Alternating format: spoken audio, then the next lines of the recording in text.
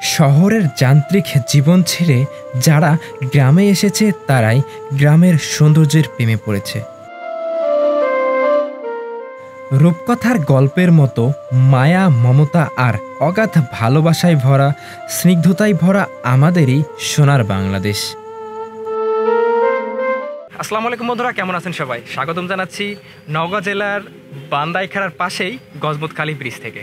আর আমার ডান সাইডে রয়েছে সুন্দর একটি গ্রাম, নাম পাহাড়পুর। আপনারা ভেবে নিয়েন না এটা নওগাঁর পাহাড়পুর, এটা হচ্ছে রাজশাহীর শেষ, নওগাঁর শুরু। এই জায়গাতে একটা সুন্দর গ্রাম আছে, নাম পাহাড়পুর। আর এই দুইটা গ্রামের মিডিল দিয়ে একটা ছোট্ট নদী বয়ে গেছে। জায়গাটা অসম্ভব সুন্দর। এর আগেও কিন্তু আমি এই জায়গা নিয়ে ভিডিও করেছিলাম।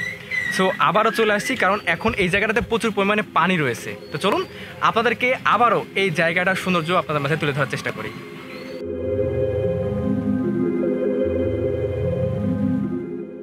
এদেশের গাছপালা, মাটি, বায়ু, জল, ফুল, ফল, পশু পাখি আর নদীনালার মতোই এই রূপ বৈচিত্র্যর অন্য দেশ আর কোথাও নেই। নেই সৌন্দর্যের অপূর্ব লীলানিকেতন। এদেশে চিরকাল মানুষকে মোহিত করেছে, আকৃষ্ট করেছে ভাবুক।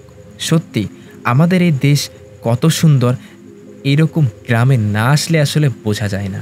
তাই আমি এই গ্রাম থেকে ওই গ্রাম থেকে আরও একটি গ্রাম, বিভিন্ন জায়গায় ঘুরে ফিরে আমি এই আমার মাতৃভূমির সৌন্দর্য আপনাদের মাঝে তুলে ধরার চেষ্টা করি। সত্যি কিছু কিছু গ্রাম দেখলে মনে হয় রূপকথার গল্পের মতো। সত্যি এই গ্রামটাও অসম্ভব সুন্দর।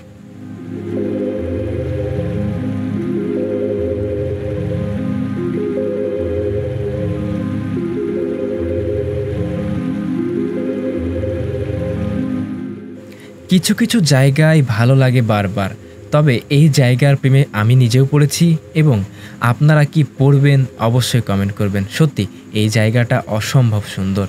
আমি এখন যে জায়গাটাতে আছি এটা রাজশাহী থেকে বেশ প্রায় 50 কিলোমিটার উত্তরে অবস্থিত। এই জায়গাটির নাম পাহাড়পুর।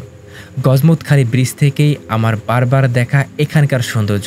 তবে এই জায়গার সৌন্দর্য কিন্তু অসম্ভব সুন্দর, যেটা আপনারা এখন দেখতে পাচ্ছেন। সত্যি এই জায়গাটার রূপ খুবই সুন্দর। এই জায়গার রূপ বিভিন্ন সময় বিভিন্নভাবে ধরা দেয় আমাদের চোখের সামনে। সো এই জায়গাটায় যারা যাবেন অবশ্যই এই জায়গার প্রেমে পড়তে বাধ্য হবেন। খুবই সুন্দর জায়গা।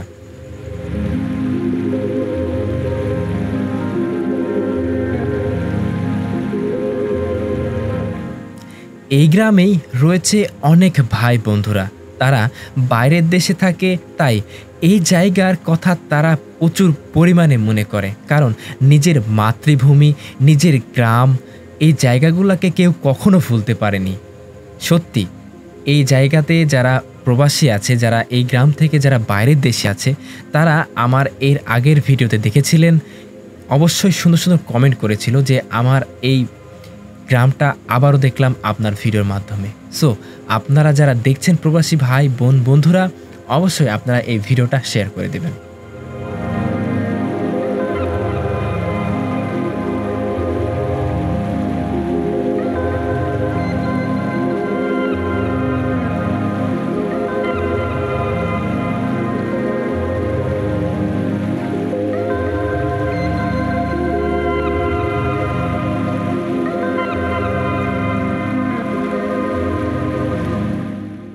আজকের এই ভিডিওটি আপনাদের কাছে কেমন লেগেছে?